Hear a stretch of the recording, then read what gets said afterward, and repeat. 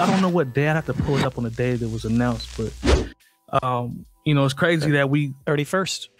31st. Yep, it was the day before New Year's. Yep, and it's crazy that we coming off the year that we're coming off of, and you know, shout out to Dr. Dre, prayers to him, because they say he's in the hospital, and a way to start a year off, but a way to end it even worse is hearing that MF Doom passed away. I believe he had passed away in October, if I'm not mistaken, but the family chose to keep it private. October 31st. Yeah, if I read correctly. So, and that, you know, they perfectly have the right to do that. So I'm not mad at that. To each his own, how you want to grieve. Talk about a way to end a year, just craziness. And you know, we've talked about, you know, Terry. I think Terry has been kind of along the same path as me.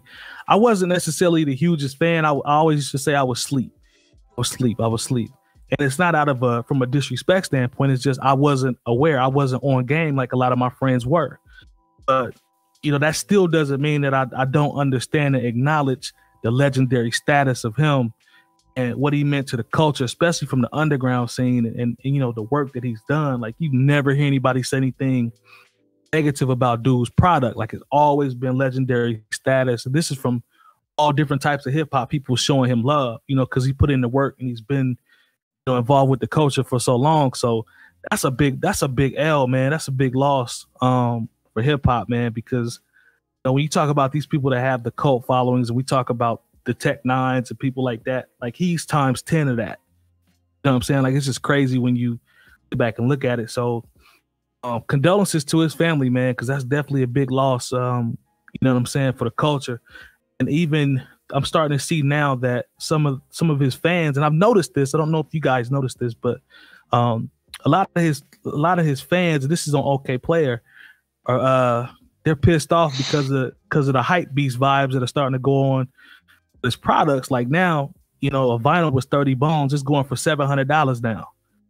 You know what I'm saying? And I've seen a few posts where people are talking about, you know, people speaking on him that didn't listen to him, and you know, that conversation's coming up, and it's just a lot of stuff that's been swirling around him passing away. But I did read this article, man. Some of this stuff, $730, $800, you know, for $30, $24 joints, man. So, you know, just a lot of fan reaction overall on that. So I'll just throw it around. Lone, I'll come to you first, because you've actually been one of those people that tried to get me in line to put me on game, and I just wasn't, you know, receptive to it as I should be.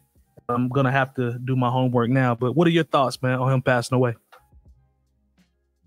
I think he passed away, and it was announced in a very MF Doom fashion. Okay. You know, he passed away on a day that everybody wears masks. You know what I mean? His family held on to it and decided that they weren't going to let it go until the end of the year. It's also a very Doom thing to do. You know, you guys remember the story of the Doom posters from the early 2010s, you know, where he had people show up to shows and with the mask on, that wasn't even him. And, you know, Doom was somebody that really kind of did his own thing and kind of bent and changed all the rules. And there's nobody like Doom at all. Like, there was nobody like Doom. And so, you know, he changed from being he was in a group in the early 90s, what, KMD, I believe was the name? KMD.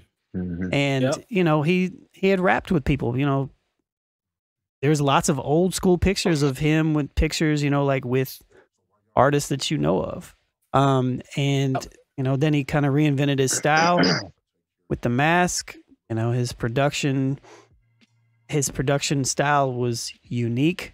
His rhyming style was even more unique, to the point to where, like, I wasn't the hugest fan of his rhyme, like, delivery, but the way that he said words was one of a kind, and he was an amazing lyricist, like, absolutely amazing lyricist.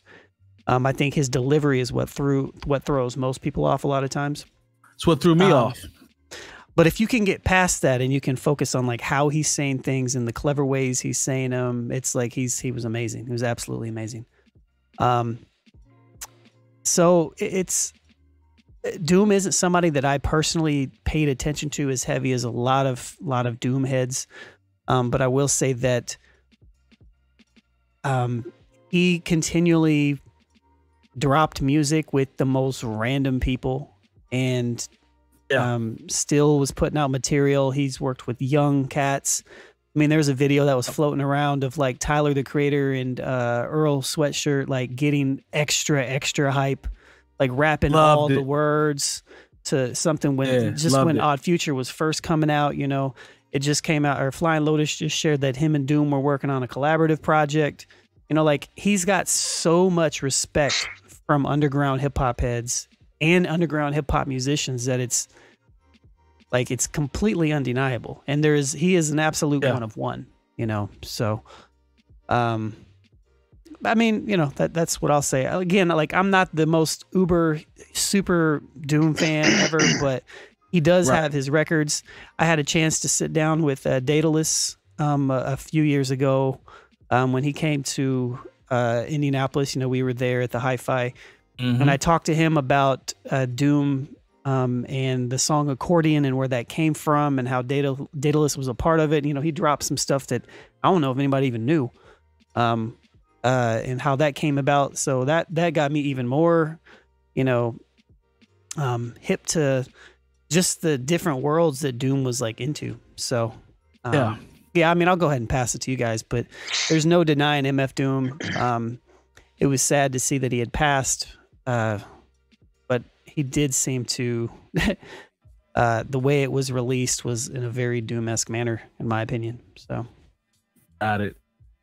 I can dig it. Jay Diff, jump in. I'm gonna keep it short and sweet, man, because like you said before, I'm not one of those cats that was really into Doom like that. And I'm not gonna sit there in front and be like I was. Right. Me neither. But his impact and influence was definitely felt. I was more familiar with Doom when he was in KMD, coming up watching like Yo MTV Raps and that track Peach Fuzz. You know what I'm saying? I was more hip to him back then than after he became the figure known as Doom. But definitely condolences to MF Doom, and it is crazy how they're proud gouging his material on records and things like that. But I mean that generally happens every time somebody passes. You had the people that come out the blue that said they crazy supported this artist and can't name you 2 tracks from them. You know, it's always gonna be that same thing going on. But to Lone's point, when you talk about how he was able to flip and spin words, isn't that the same thing that people say about like an Eminem, and people still don't fuck with him like that? Or a lot of like super hard and hip hop heads don't really give Eminem his props. Ain't that kind of the same? Never thought about it like that.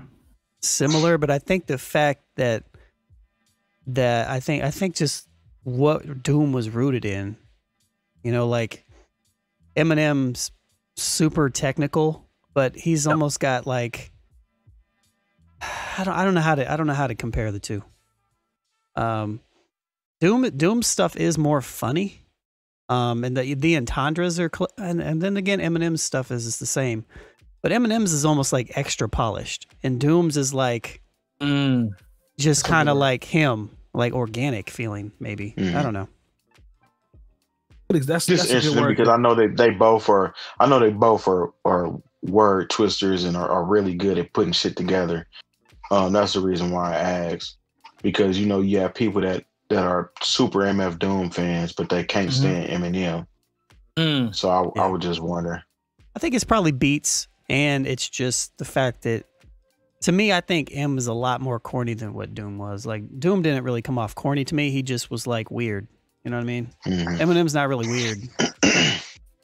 Well, I guess from what I've heard from MF Doom, the one thing that is not whack is that production.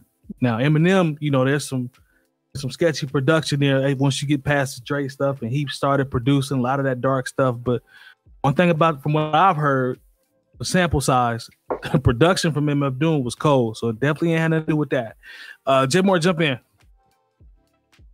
Well, you know, the thing about Doom is he had for the time he was out, and for as much as he just moved around, if you will, and for all the mystery behind him, he had a pretty solid catalog. You know, when you're talking about Mad Villainy and Danger Doom, and you know, look, anybody that can keep up with, you know, my personal favorite MC, Ghostface Killah, you know, and share the stage with him, and you know, and be outside of the Wu-Tang camp, you know, I mean, he had you know, love for me just based on that. But, you know, also I was a fan of, like I said, taking it back to KMD, of when he was Zev Love X. There we go. You know, first time hearing him on Third Base's The Gas Face, the second single off of their first album. And then, you know, of course, Peach Fuzz was a song that was on Yo MTV Raps in pretty heavy rotation. That's the sort of thing that, you know, you could see on MTV back in the day.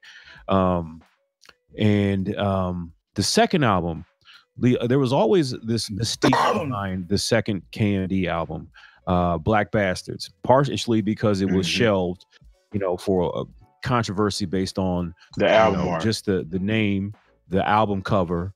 And the thing is, like, you know, this was the time where, you know, of course you had your controversial rap acts, but then of course, you know, on your second album, their executives are like, okay, how can we take this to the next level? What can we get to do for the radio? And like, they're like, we can't sell this, like, regardless of its quote unquote artistic merit. And they just weren't trying to get it. And so the album became shelved for several years. I remember when I first got to college in '95, there was apparently somebody on campus who, it was like a big deal that they had like a bootleg of the second KMD album, you know, and, you know, people were like, oh man, how can I get that? And, you know, I never wound up, you know, being able to finagle my way into hearing it then. You know, it was released a few years ago. Artwork is crazy, by the way. On the streaming and the DSPs, but, you know, if you had heard the legend of KMD's second album, Black Bastards, like, it is available now. But, you know, of course, you know, if they're physical copies or whatever, it might be going for crazy prices now that. Oh my God. Yeah. I love you know, Doom and all this, and I've always been a fan. And like, that just happens every single time. The same way, like, I remember I talked about trends I want to not happen anymore in 2021, is like, I don't want all of a sudden people to be all excited about rappers after they die, like whether it be Doom, whether it be, you know, oh gosh, Pop Smoke, or we talked about it even with Nipsey. Like, there were people like, yo, these artists were dope when they're alive, but you didn't have time for them. It was bad. It was real bad with Nipsey. Like, no, yeah. So, you know, and I didn't listen to any, you know, the radio. I usually don't listen to the radio. I usually just listen to podcasts and sports talk, you know, but I'm glad I didn't, because I would hate for some, you know, jock to be like, hey, Dr. Doom died over the weekend. You know what I'm saying? Like, because I just feel like that's the sort of thing that happens, you know, because they don't know. And, you know, you have a bunch of card readers, and I come from radio. I'm not trying to diss radio, but, you know, a lot of these, like, program directors, these people are not into hip hop anyway.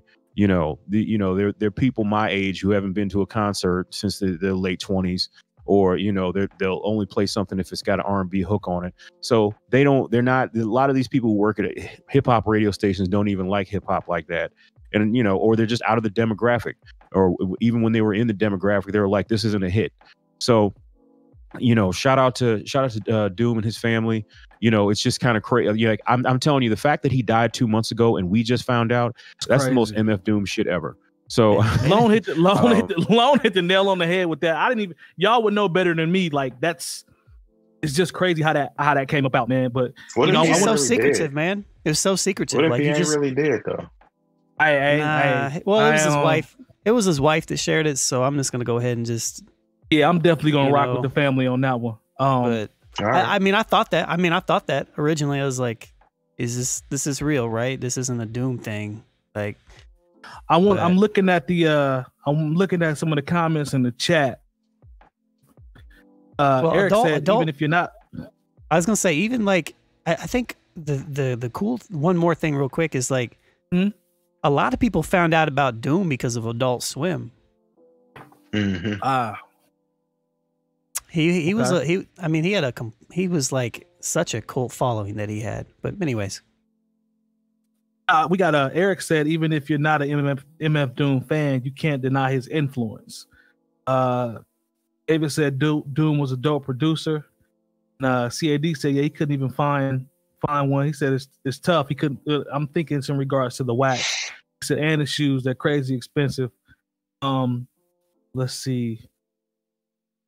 Rhymes. That's part of it. That's kind of part of it. Man. You kind of expect that at this point, you know, like people going to try to get that come up on that investment.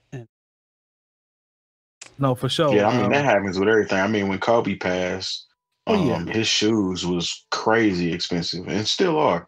Jerseys jerseys and all that.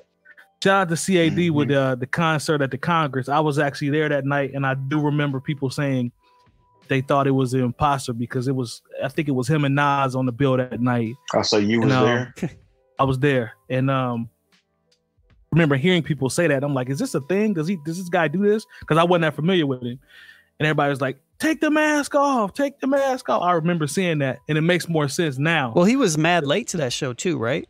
Yep. Because I remember Psalm 1 actually shared a story recently in the last couple of months about being asked to perform a couple extra songs at that because he hadn't shown up yet, and it being like, like afraid of shit being thrown at her, you know, and just because it wasn't Doom yet. So he did a few of these. To the Congress he did a few of these though, didn't he? So what? There were a few like the shows, concerts where it was like the Doom Imposter, wasn't it? Yeah, like I didn't realize it was a thing, but like the Congress is a huge theater in Chicago that's gutted, like all the seats are out on the floor level and all that. So, and the place was packed, and like people started booing because they were like, he's an imposter, and he wouldn't take the mask off. So to this day, I still don't know. Like I couldn't tell. So did he usually take his mask off when he performed? No. That I don't know. I don't think he did.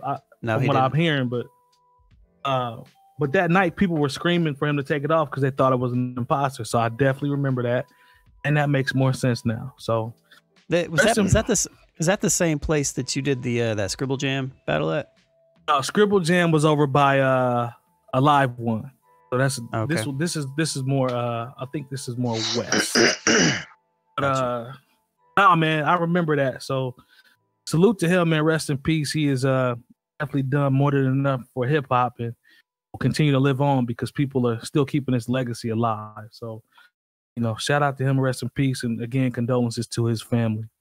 If you've enjoyed this segment of the New Old Heads podcast, make sure to check out our live show every Tuesday from 9 to 11 p.m. Eastern at twitch.tv/newoldheads. And if you'd like to join our Discord community, do so by going to nohchat.com for talks on hip-hop, sports, music, news, and everything else.